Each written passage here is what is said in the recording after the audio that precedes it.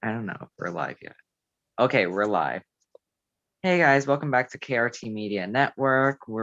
Welcome to the International Workers Movement Podcast, episode 2. Uh, Today we're going to be having my guest Mike here from the RCG. I think it's Revolutionary Communist group or something like that. Yes, the Revolutionary Communist Group. Oh, thanks for correcting me. So today we're going to be talking about the lumpen proletariat, and we can also dive into a little history about this as well. So introduce yourself, Mike. Well, okay, so I've been a communist for about 6 years, and it took my entire life to fall apart. I grew up working class and in a bit of a struggle because I have very severe disabilities, and they never got properly looked at or assessed because whatever attempts we had to were already failing. My dad was struggling to keep up 3 kids with no support from my mother, who was just on her whack job experiments to try and destroy the family. Eventually, I tumbled out as this broken mess, looking for some way of recompartmentalizing my understanding as someone who is a big adherer of science to look at the world for a proper angle, and I eventually found Marxism just as I was tumbling into homelessness. Yeah. Um, it was in finding Marxism I managed to gain vigilance around my problems. If I hadn't have found Marxism, I'd be long dead because it helped gain a greater purpose than just trying to survive in the sticks for my own fucking well-being. I mean, I don't really give a shit about my own well-being at this point, so it Yeah. the I would the way that I would reflect on the way in which that I went, the way in which a lot of people go is that I don't come from intellectual stock. I don't come from a family of fucking brainiacs. I come from I come from a family of hardworking people. My dad has been a welder his entire fucking life, a fabricator, and has fucking busted his absolute ass off to fucking keep the family together. I I mean, if anything, the way in which our household was so abusive was more so anti-intellectual, if anything. And I still managed to understand Marxism. I still managed to get an analysis of the world, and even about drug addiction and other stuff like that. I managed to stick to this, keep learning on this, and keep relating to people's experiences and trying to do what I can to help along the way. The idea that a lot of Marxists and intellectuals in general have today about lumpen people and about their incapacity to learn these things, their incapacity to understand these things. How can drug addicts deal with these harsh concepts? It's fucking bollocks because most of the people I deal with in the lower class who ain't even Marxists, who ain't even intellectuals, get it better than any fancy fucking twat I deal with who's read loads of books. Now, theory is diabolically important. It's hella important. Book knowledge is important, but it's not important if you don't have experience. Without experience, it's like fucking throwing dry spaghetti at the wall. You ain't gonna get anywhere. You might as well just fucking shoot yourself in the foot and be done with it. Yeah. So can you tell me, like, basically kind of like the history of like the lumpen proletariat in the first world?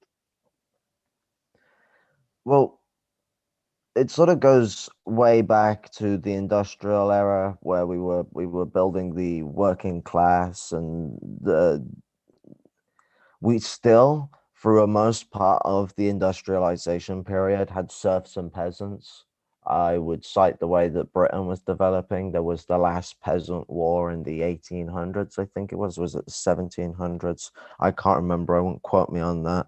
But, it was at the removal of peasantry and serfdom that a lot of these people never managed to get industrial jobs, and they became this lumpen proletariat that was sort of just then incorporated into the crime world, and the perspective of many people back then, especially the Marxists, was that the lumpen are reactionary and just slaves to capital because they're so desperate they'll do anything. It was um, a blind observation of people that were in a much well, it's funny because not all of them are as much well off position. Because this is the funny thing: the perspective that people take from Marx on the lumpen, they're taking from a balding, drunk, alcoholic who lived off the bank of Engels. He spent a lot of his life lumpen and was as cheeky as to call them what's it, anti-revolutionary. Yeah. Like Marx, I would say he was kind of wrong to be kind of like basically say like the lumpen are not revolutionary and shit like that. You know, those are BS that he said about the lumpen. And as well as like so far like what we know like some people who don't know that much about politics like who at least know like the black like some stock downs like who know about the Black Panthers like the only thing we hear about the lumpen so far with our education is like the Black Panthers because like basically they had a great position on the lumpen as well as they had like members of the lumpen a part of their party. Crazy. This comes into a change because back when the lumpen first come to exist, Marx's statement that workers have nothing left to lose but their chains made sense to workers. They had nothing left to lose but their chains. And as much as I respect the absolute hard struggles the workers go through, they have a lot less than just their chains to lose now. The people who are at the bottom, who are suffering, who have any idea of what it is even like by the slightest in the third world, and our struggle is nowhere near as bad as theirs is by any means. The what was I saying? Brain. Oh, sorry, I have really bad brain fog. Mhm. What was I Basically about saying? the struggles, about literally the third world. Um, yeah, no, yeah, the lumpen people are the ones that have nothing left to lose but their chains in the first world. They're in the harshest of struggles. They're actually in a fight for their lives, in and out, not a fight for a domino effect that at the end of the train will end their life. It's most actions could be life or death if they ain't careful. Yeah, it's like super crazy as well. Like like the lumpen in the first world and even in the third world have to deal with and have to face as well. Wait, let me set up.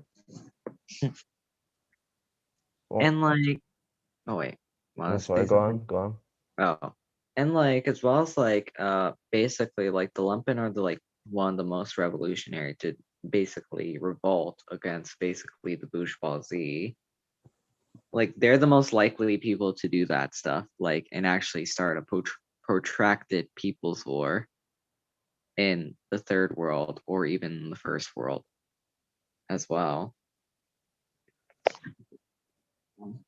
Well, lumpen people function a little more different in the third world and are a little less common because of the abuse of the third world as an industrial powerhouse. Well, not powerhouse, but workhouse for the first world. The the lumpen people in the first world and the second world are quite similar in the fact that they are you got the split sections because lumpen people are no longer just this unemployed people and that engage in petty crime. It's now an organized society of crime that exists with all these layers, and you've got all these different sections of lumpen society. There's some that a friend of mine who runs the revolutionary the sorry, the revolutionary lumpen podcast or radio, I think it is. Revolutionary revolutionary lumpen Radio. yeah. Um, yeah, he puts he's writing a book on it actually, and one of the points that he puts across is about the lumpen petty bourgeoisie and the lumpen bourgeoisie. These people who function within this ostracic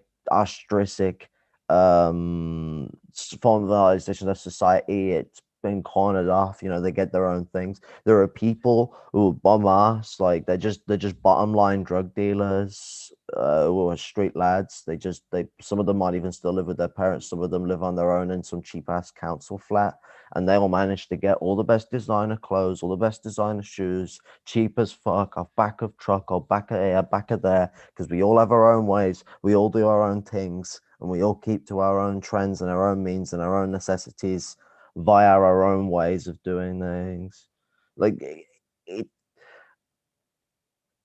the point is in this is expanding on what the Black Panthers were doing, and the point as to why the Black Panthers were uniting around the lumpen is that if you we need dual power, we need there's no point in this sort of idea that we're going to just pressure the system with mass line party politics.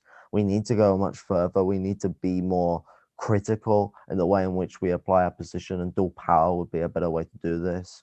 Get lumpen society organized, petty bourgeois or proletarian, as a force against the capitalist system, because then you can greater organize a connection between the lumpen proletariat and the proletariat itself, which is one of the biggest issues we have, is the disconnect between these two classes in the first world, which is done through the labor aristocracy. And our labor aristocracy gives this opportunistic platform for the working class to exist on within the first world, and it creates a hemorrhage of issues for our movement. Yeah. Sorry. Like, as well as like really like with the Black Panther, like with like the lumpen, you can oh wait, it's kind of easier to basically like with the lumpen, you can organize them and basically educate them and organize and arm them, the lumpen masses, to basically wage a protracted people's war against literally the dictatorship of the bourgeoisie. Like you could do that, like for example, like where there's a protracted people's war right now in the Philippines with the Filipino Maoists versus the Chinese backed Duterte government as well, It's where more US basically backed than anything, but China is involved indeed. yeah, as well as like the US backed dictatorship as well, because it's not the first time the US backed the dictatorship in the Philippines with the Not the, Marcos. it's not the first time the US and China have backed the same dictator, Yeah. or the second, or the Yeah. third. There's this weird thing about China where it likes to back horrible dictators against communists. I mean, just to be nice to all those dungists, I guess it must be, I guess it must be protracted revolutionary tactics. I don't fucking know, fucking, bloody bastards. But Yeah.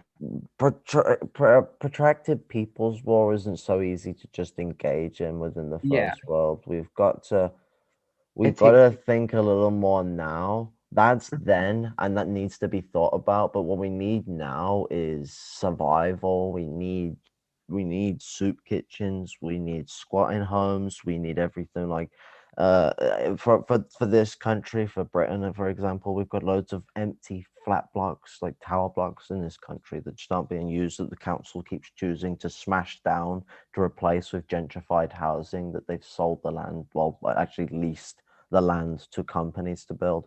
But the we need squatting, we need food soup kitchens, we need just general support for the people, because when you actually show this open hand to people, you get this greater aspect to organize something that eventually leads to something like protracted people's war. uh-huh.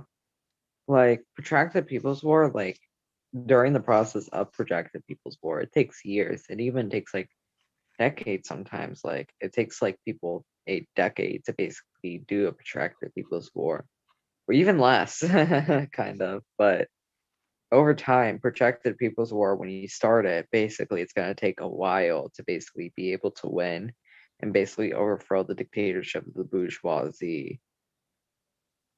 Like basically, I remember like when the Black Panther, like the leaders of the Black Panthers, when they were first like thinking of it, like they were like, okay, let's try to get the Black community together to basically be able to basically defend themselves, arm themselves, and organize themselves to fight back against basically the United States government, which is Mhm. like helping with these laws in place to oppress Black people and fight back against our oppression, fight for our liberation.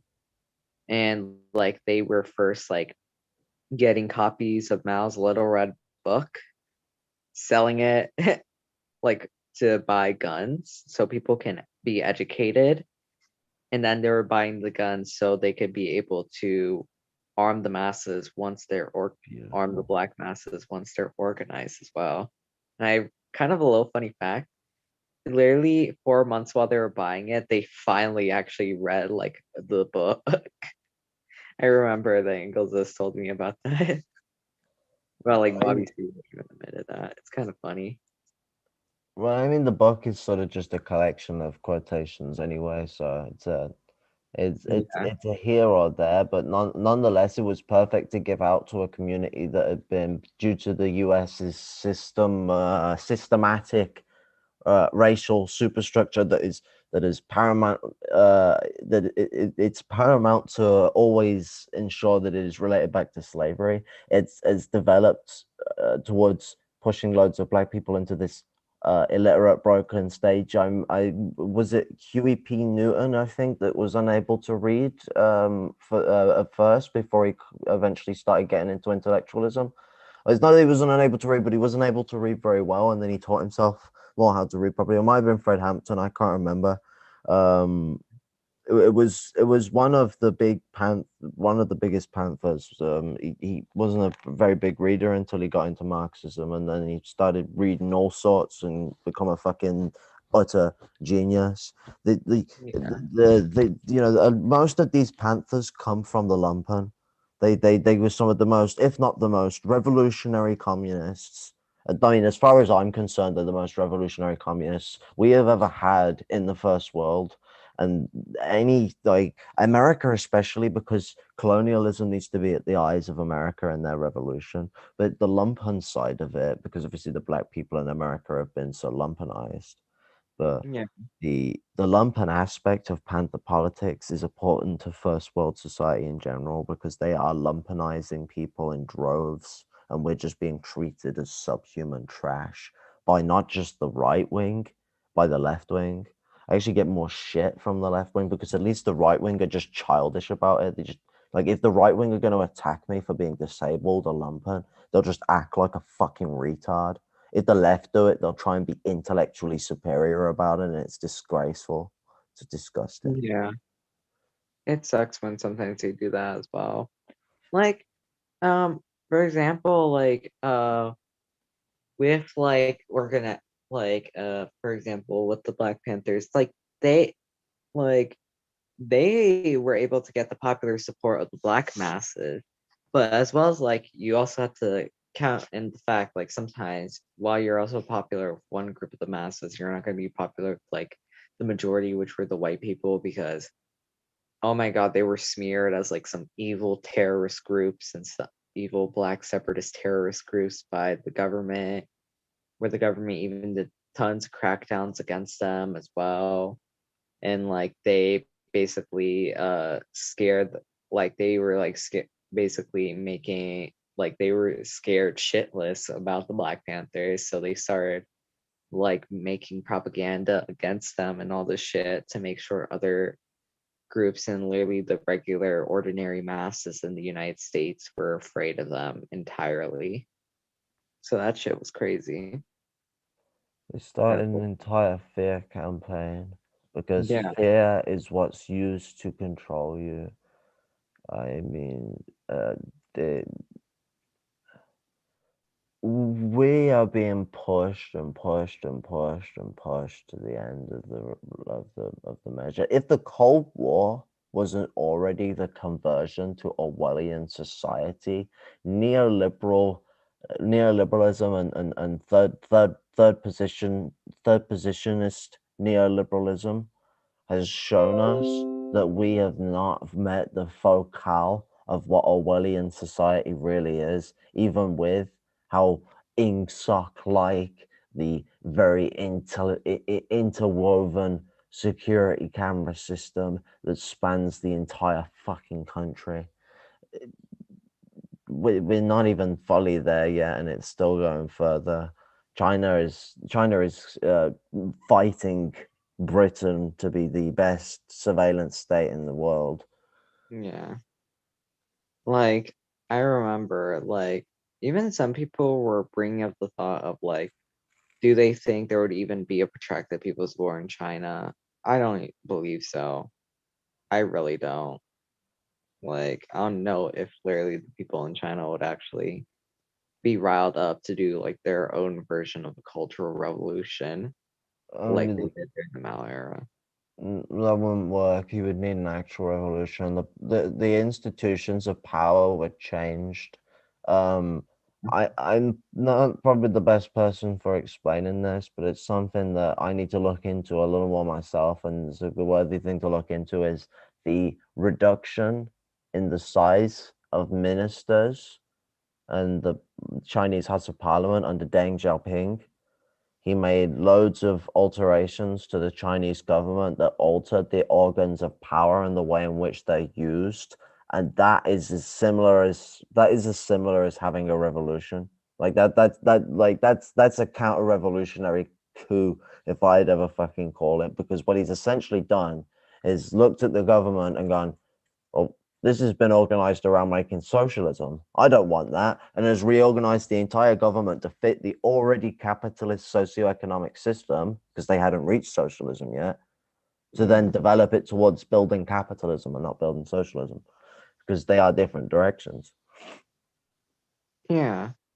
As well as like with the whole thing, like I remember I was also learning this like from Black Record when he was talking about the Shining Path, even though like sometimes the Shining Path did real fucked up shit. Go Well, don't tell me he after supports the Shining people. Path.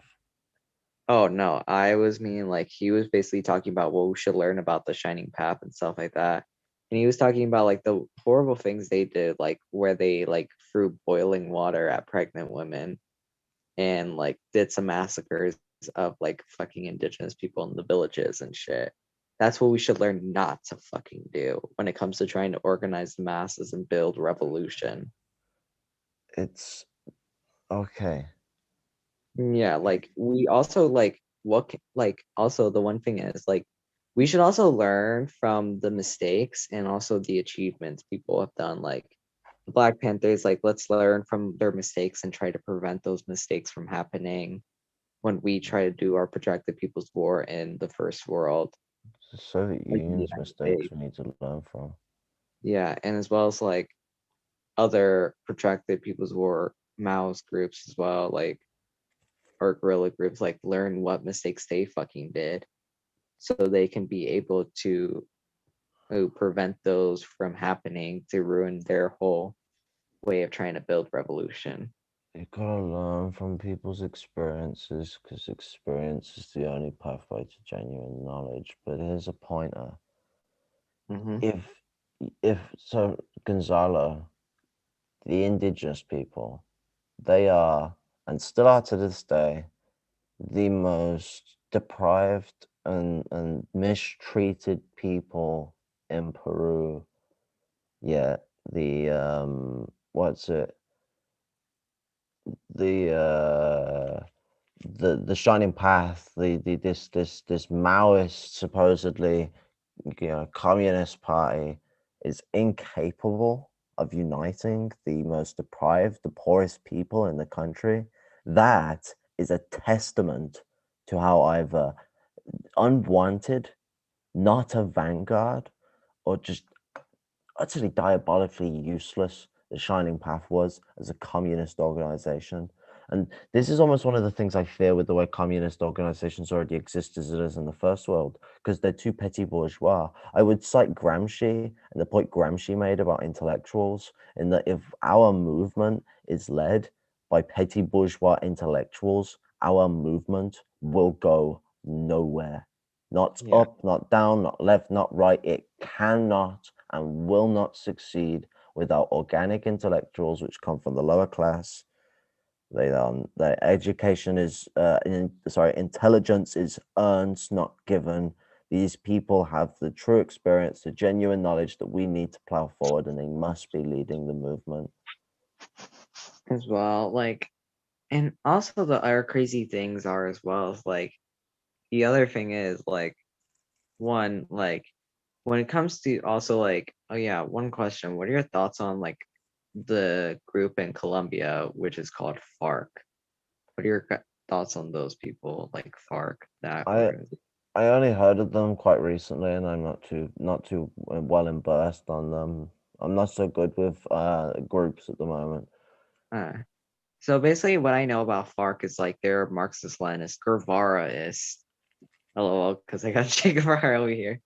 Uh, guerrilla group in Colombia who are involved in the Colombian Civil War, where they're actually fighting back against the U.S.-backed Colombian government.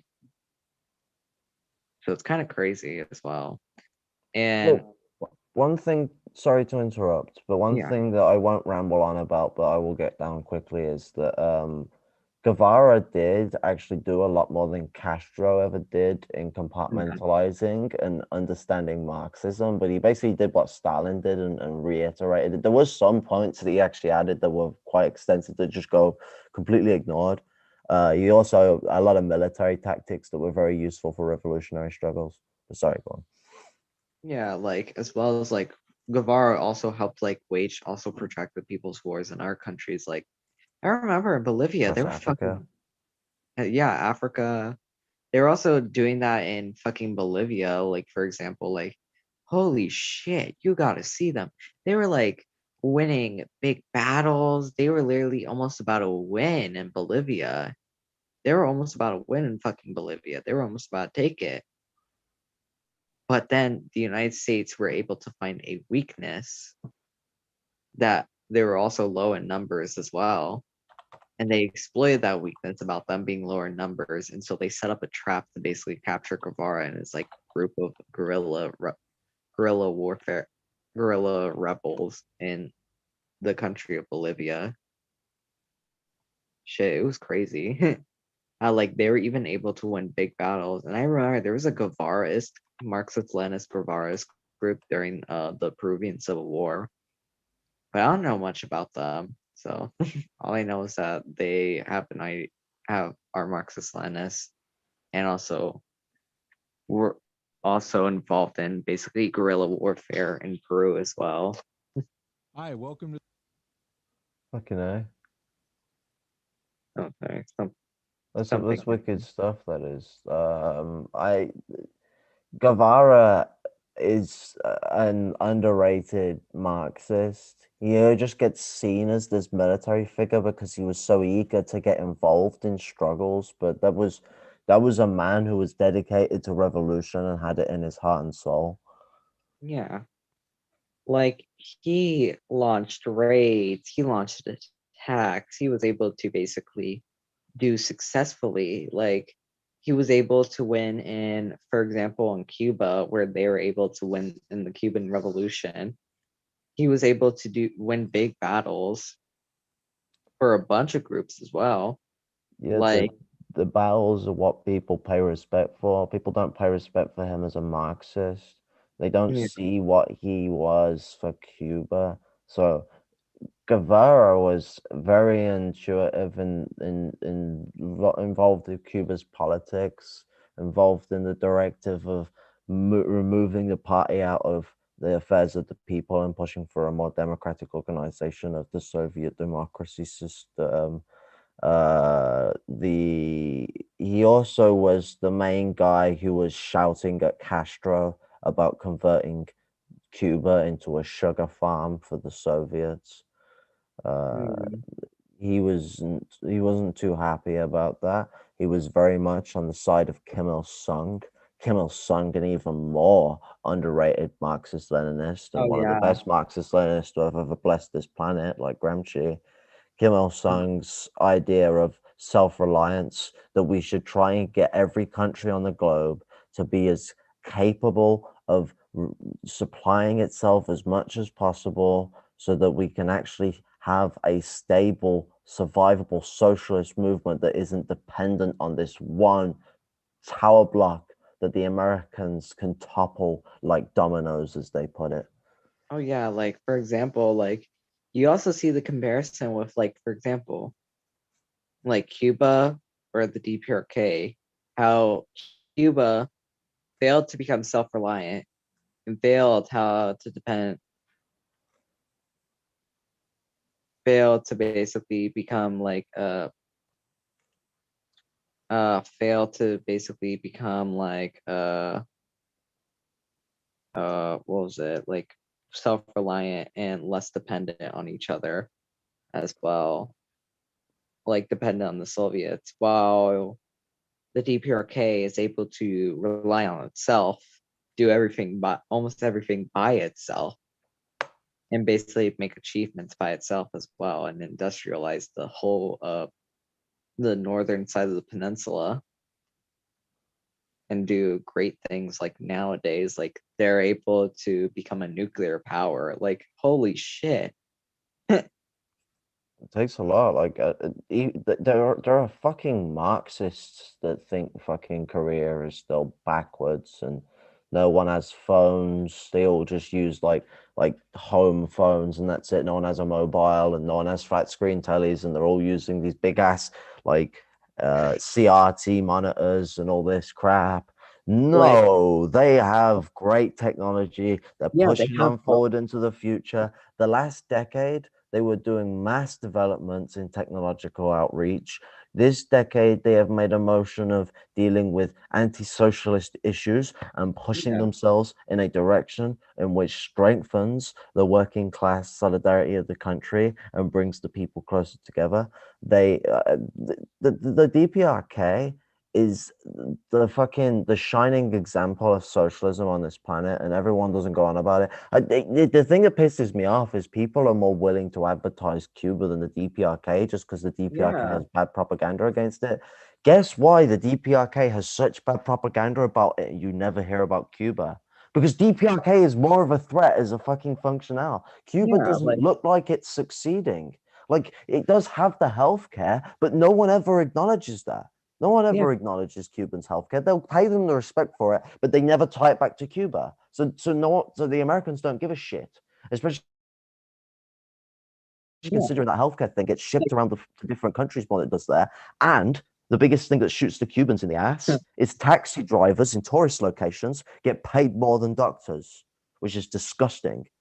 as well as like the other thing with Cuba and compared to like the DPRK, like literally fucking Cuba is not really even a military power. And also Alba, like their organization is not really like a Ooh. Warsaw Pact for Latin America 2.0. Like they could literally easily make it into that shit, like be a defense pack against like coups. Like they could I have think it prevented. just makes it easier for China to influence both of the countries and imperialize them because now they're in a group for China to grab. Oh yeah, and as well as they're trying to do an anti-imperialist alliance with Iran now, where they're like Iran's now Well, that's even not trying bad. to do, which Well, is crazy.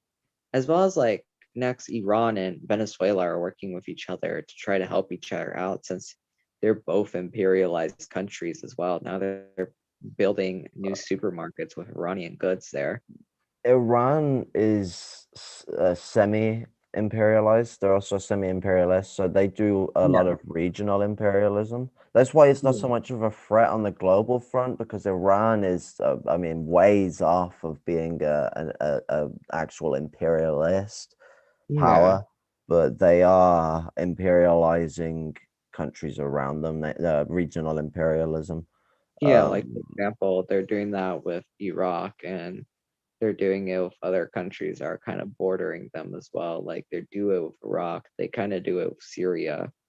as I well. mean, they do it all over the place, Hezbollah and Yeah. what Malaki. But the thing is if they take an anti-China position with this and don't fall for China as this supposed anti-imperialist force, like everyone keeps deluding themselves to think it is, Yeah. then what we get is at least a good thing for some time, because regardless of them being a regional imperialist, they're not anywhere near the primary contradiction. If they're willing to help out with the Cuban and the Venezuelan situation, and they bring those countries into a sphere of Anti-imperialist pact. influence that is anti-imperialist purely. So it doesn't like China, doesn't like the US, it doesn't like the UK, it doesn't like the EU, and it doesn't like Japan. And it cuts all these people. Well, I mean, it's going to trade with them, but it cuts all these people off from being able to influence them. That would As be a well, wicked move. as well as like if the DPRK also joins in with it, like, oh my God, they would Well, they be a help huge. everything. Oh, sorry. And also, next they have like ways to hold on to trade as well. Like they can block them in fucking Belize, because like Belize was a strategic trading point, as well as fucking Mexico as well. If they get Mexico, Belize, and the Guianas and fucking Ecuador, like, bitch, you got a fucking way like control over literally the Caribbean Sea and the South America parts of the South American continent as well. Like, holy shit. Like it's so crazy, as well as like you have control over the Persian Sea and the Middle East and the Indian Ocean, and the as well as like other parts as well of the world. Like, holy shit. That Yeah, fucking hell. would be pretty based. Fucking hell, indeed. Anti-imperial pack. It's it seems almost like hopefulness though in this world, because Yeah. everyone there's too much of this side picking. We need This is one of the things that was great about Trump, is that he caused infighting within the imperial core, not within America. I mean between America and the EU and the UK. Like, Trump's America was very much on the side of Brexit, because that puts America in this more blatant position where they can jump in the pocket of America. And even the third way Democrats are quite interested in that perspective. But they Yeah. would have much rather have kept the EU together and then kept good relations and control within the UK and And France, which are the two countries that America is able to pressurize the most within the EU, because Germany wields a bit too much power. It also they were like keeps a stop on it. bungalizing. Oh, sorry. No, Are you sorry, sorry, go on. And they were bungalizing like the American Empire. Like, holy shit, they were doing better relations with fucking the DPRK. Like, they were being better with the DPRK. They were literally failing with the empire, where even people in China wanted Trump to have a second term. That's how fucking crazy it was as well.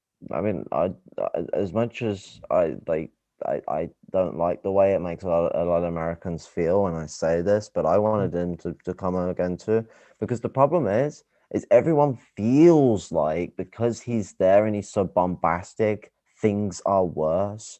What was different? What was different? Like, homophobia was still rampant and absolutely Yeah. out of this world, even when they legalized gay marriage. It still goes off all over the place. Mass Yeah. murder was still happening. There was even cases that this is just speculation. YouTube, anyone, this is speculation. But I would think that some of the shootings that happened may or may not have been influenced by the government to some degree, because they have this asinine want. And I do feel sorry for anyone who's had to have been lost in any of the shootings, the mass amount of shootings that have happened over the last few decades. But they want to take your guns away to disarm you. For all anyone wants to take the piss out of right wingers for, they are fucking bang on with what they say about guns. They just Yeah. don't do it. Like, because As they well as don't do like it doesn't mean they're wrong. as well as they get this wrong, that they think Castro, the Stalin, they think Mao, and Kim Il Sung took away your guns. Like, bitch, no, they didn't fucking take away the guns. Like, people had fucking AK-47s. People were armed, bitch. Like, for example, in the DPRK, half the population's armed. They know how to fucking fight in an invasion. If Yeah, it ever. but the USSR did have a problem. I do believe this was post Stalin, but I'm not too sure, where they did essentially confiscate most higher end firearms and other stuff like that, and you'd have to go to a fucking what's it a member of government that handles with arms and stuff, or to a assailant place, and you would have to then petition to use a military stuff, and then you grab that gun, and it's like, okay, I go hunting with this. But I can't remember. It's really convoluted stuff. But either no way, nonetheless, yes, it's bollocks what people say about the gun taking. I don't know about Cuba. I think Cuba is handguns only, though. They did take bigger weapons, which I disagree with. I think everyone should have at least a rifle to their house, and I mean, given that we're in the modern day, it should be automatic, but a semi-automatic rifle is more than good enough. Like, you got to be able to protect yourself, and you Yeah. never know what you might be able to protect yourself from. Not only that, even into socialism, I'm sorry, Yeah. but as much as people might feel unsafe about this, the people need the power to deal with tyranny, and tyranny can still come under socialism. We saw that As well, happen in the Cold War. as well as, like, for example, every socialist country should have their own cultural revolution. Hmm. Literally. A cultural revolution is a great thing for a socialist country because a Very much. cultural revolution gets rid of fucking bureaucrats. The best way to fucking do it. But also, we should learn from the cultural revolution during the Mao era. Sometimes there was kind of mistakes where some of them were even beating up regular fucking people and getting them out their fucking houses and shit. Like, but yeah, there were some mistakes with the Chinese Cultural Revolution, and even fucking Mao ended it because it's gonna go after him next. Well, not just that, but they had arrested all of his buddies, Deng, and all that lot. Like, the one thing that people seem to forget with the Cultural Revolution is that when that happened, Mao was in the right opposition of the party, and they wanted to get rid of what they saw as ultra left deviants. There was the Lin Biao faction, the Maoist faction, and the what's it? Mao ended up getting a bit bamboozled when his Cultural Revolution started taking away all the right opposition, because the people are deciding, and the people don't want to go down that way. So they take the tyrannical path of not just ending it, but bringing all those people out of exile and back into society after like 3 years of punishment. I'm Like, I'm shit. sorry, but these were Mhm. bourgeois people. They were petty bourgeois people that were, you that mindset doesn't change in a fucking snap. Not only that, but they had a massive intention, a big goal, and if they were going to achieve it, then punishing them in a very abusive way, which it was cracking rocks in the mountain, is only going to strike vengeance in them. It's as if Mao was fucking trying to rile them up. Mm. It's always like it's crazy. And also, I want to ask you this: what is your advice for like people in like the first world when it comes to trying to organize, but and educate some of the masses as well, and do on the ground organizing or anything really?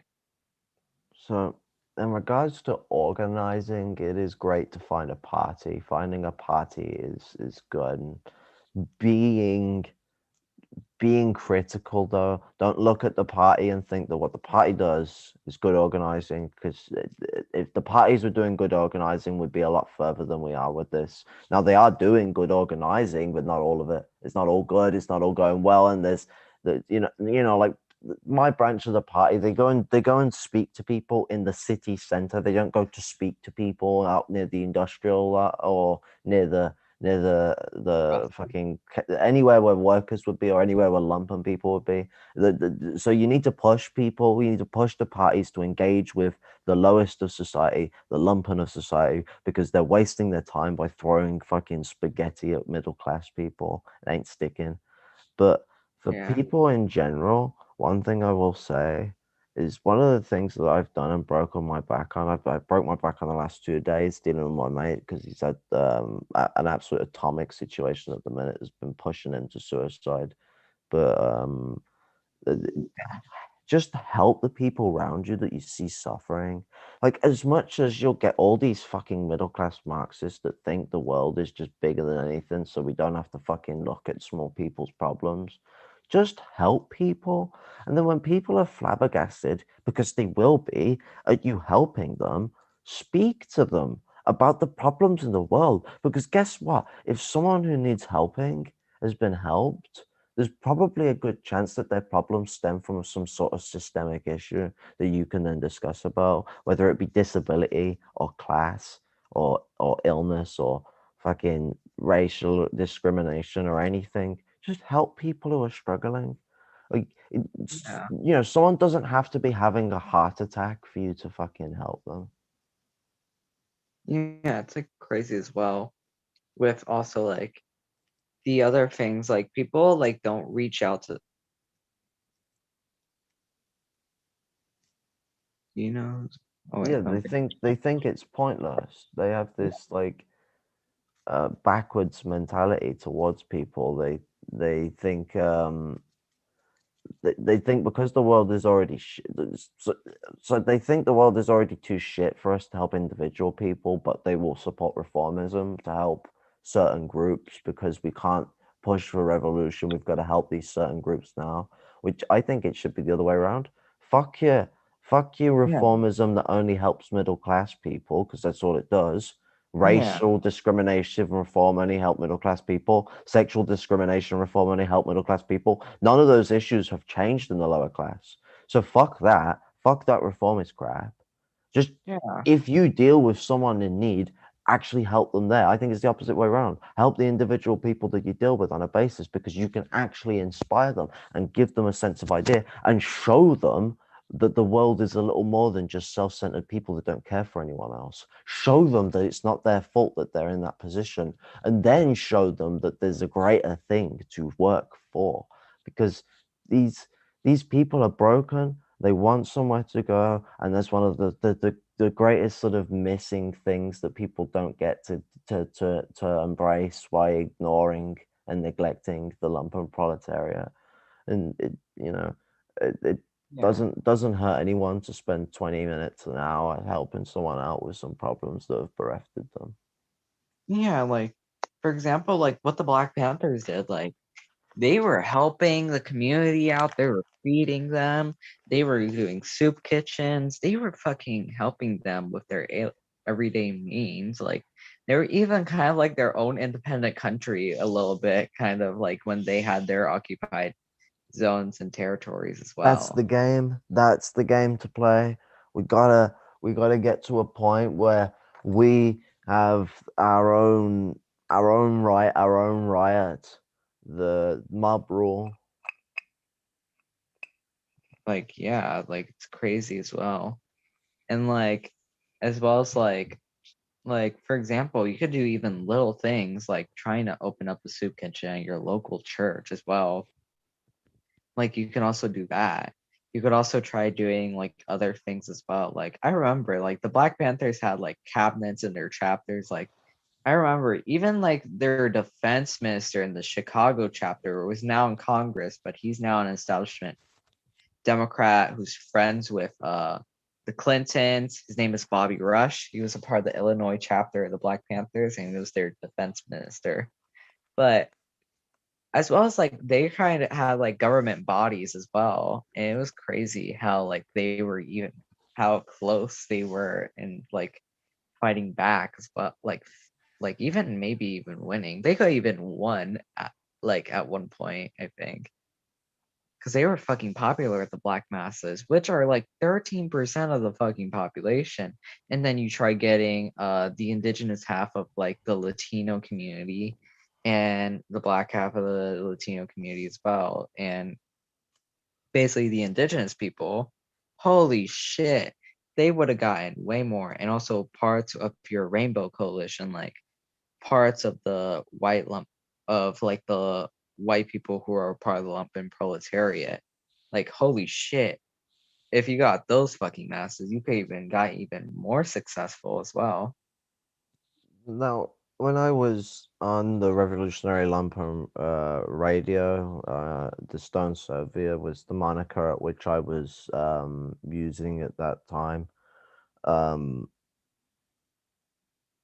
I spoke about this when I was homeless. For all these middle class, supposed quote unquote communists and all the help in which they want to do to people, it wasn't them that was helping me when I was homeless, or all the other people that I knew when I was homeless. It was the church.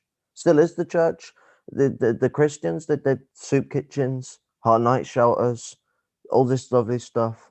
Absolutely great people. They're loving, they're helpful, they're just a bit religiously deluded because they use it like opiates because they know that the fucking world is fucked. But they're Yeah. the ones who are doing that. And when you speak to communists about it and you mention soup kitchens, they think you're some sort of wow, you some anarchist. Like what? It's Weird. not Or like anarchistic to do soup kitchens. But there's nothing anarchistic about that. And are we not anarchistic? Like we're not anarchists. Are we not trying to tear down the system? So shouldn't we not be so shouldn't we be offering people a different way of an sustaining alternative. themselves in the lower class, offering Yeah. them a chance to nutrition? Oh. Um, Jay, Mike, we only have like 5 minutes left, but finish your point and then do you I'm want to go? done. Yeah, go on. Okay. So like we have like 5 minutes left and do you want to like say some closing statements or any advice to other people who might be watching this live stream? I would say not to look too much at idolizing these leaders. Like look at their merits, their achievements, their shortcomings, and respect them as ordinary people like you or I. Look at the world through a dialectical materialist point of view. Don't preconceive ideas through theory. Use the world around you, apply it to theory, and then make a picture out of that. And one other thing that I will add is always look out for your fellow chap, your fellow person. Look out for each other because this individualistic mindset that we have amongst our community is just tearing us down. People don't it doesn't spread us. Just railing off at aristocrats. It's not aristocrats that we need to be looking at. It's the Okay. poor that need an option to survive. Yeah. As well as like I also want to recommend people to do this. Like one, read theory. Two, join a party. Start helping organizing the lumpen and organizing masses by educating them first. Like give them a copy of a little bit of Maslow Red Book and have them read it. Well, this is where I'd actually say that first they need to get themselves educated by the masses Yeah. because they have no way will they be able to educate the masses until they learn from their experiences. Because Yeah. this is where the disconnect comes in is that the everything becomes so theory centric and then no one can get through because if you come theory heavy at someone like myself or anyone in the lump and it just not like me because I understand theory but it just comes across as loft off aristocratic behavior and people just shut off from that. So you got to come open. Like you got to come to listen, learn from what it is that they, how they envision the world and everything like that. Be the idiot, be the guy who's learning whenever you're dealing with people because it opens people up and it makes them feel more intelligent. And when people feel intelligent, people are more honest and more true to themselves and more willing to change. And if you actually feel like you're being treated intelligent, and then you get shown something that's wrong, you actually feel like you've been given a fair dismissal, rather than feeling like someone's just dismissing you for the point of dismissing you. Yeah. As well as like this as well, we should also do this, like then you should also like try to like get on the ground to try to like organize them as well and try to arm them. Like at least try to fucking arm them. Like I recommend everybody here buy a fucking gun. Like now, like in your most unregulated gun state, like for example Like, in West Virginia, we I have got where I am, I gotta say you do that in a video game, but do it nonetheless. do on Minecraft. Just do it all in Minecraft. Unfortunately, it's a bit illegal here. Guys, do it in Minecraft, okay? In Well, it's Mine, legal for you guys. It's just not legal yeah, for us. yeah. Just do it in Minecraft and yeah, do it in Minecraft so the feds don't. The people do need to be armed, no Oh matter yeah, what country you're in. and also watch out for feds. Yes. Okay, this is one Like thing the I'd like to people touch USA, upon they're real a bunch of quickly, feds. is that the feds are your enemy no matter what. No good Yeah, cop, bad cop, none of this, that, and the other. The feds, like, they are out to get you. If anyone lumpen, anyone proletariat, anyone like that is listening, because the labor aristocrats are not targets of the feds, so you guys don't need to worry about this. yeah. Do not trust the feds. Avoid them. Treat them like an enemy, because they are going to do nothing but try and fuck you over. They Like are they are agents of the establishment and nothing more. I remember Black Record said this, like I don't know why these so-called leftists are cheering on Canada for calling the Proud Boys a terrorist organization. Literally, the state is not your friend. The state is not your friend at all. You should know that because the state is never your friend and will not be your friend under a capitalist society like we are today. I Like the mean, state is not your the friend, really. the Proud Boys gets into a discussion that I'll have to come on another day and discuss about if you like, and that's Yeah. the problem in libertarians being just disregarded as fascists rather than being understood and then Yeah. discussed with. Because there's so many libertarians that they want what socialism can give, but they don't know what socialism is anyway. They don't even know what communism is, and then they assign these attributes to this Jeffersonian idea. And I will say one quote: "This is the best thing Jefferson ever said. Give me liberty or give me death." That is the best thing that ever come out of his fucking mouth. Mm-hmm. Like that's what we fucking need. Like, When the like, when the people fear the government, there is tyranny. When the government fear the people, there is liberty. hi. Do you have any closing statements or I'd take that as it. closing statement? Okay. So since we have 1 minute left, I'm gonna say my closing statement. Thank you guys for thank you all for watching this podcast with me and Mike here. And hope you have a great day. Don't forget to like, share, and subscribe to KRT Media Network. See you next week on Saturday with Madeline Hoffman.